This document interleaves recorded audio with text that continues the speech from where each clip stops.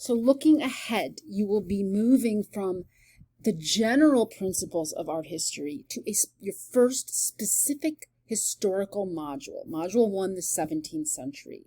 So this is where you're going to start developing more and more your ability to think historically.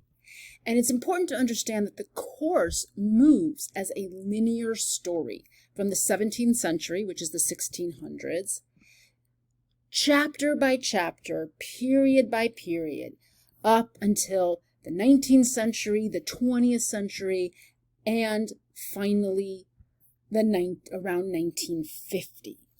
So every single module is giving you a specific historical period.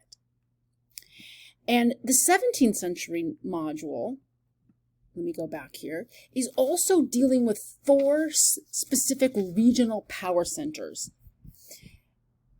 So you're also thinking regionally in terms of specific regions because they're going to have different stories even though they're in the same period. You'll also be dealing with some of the most unforgettable art in Western art history. Many people find that they just love this module and it actually is often their favorite. So your module is focusing on a century, on various geographic regions, and I want you to also take a work at your workload so you can plan accordingly. Monday, Tuesday, Wednesday, Thursday, Friday. Yes, you will have something due each day. That is how it rolls in a 6-week summer course where you are doing every single week what you would do in about 2.5 weeks in a 16-week semester. So the pace is clipped.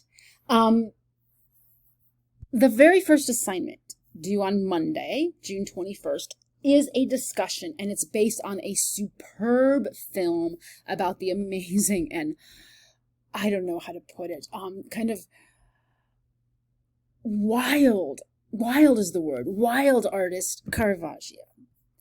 So the film is going to amaze you, I guarantee that. But in order to do this discussion, you have to articulate a response to the film. So you need to make sure to plan to watch it. It's an hour long.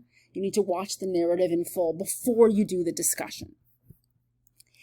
It's a similar story when you do your discussion on reflecting on Rembrandt and Vermeer, because in each case, we have a film, an hour-long film on each one. And then you'll be responding together in that discussion.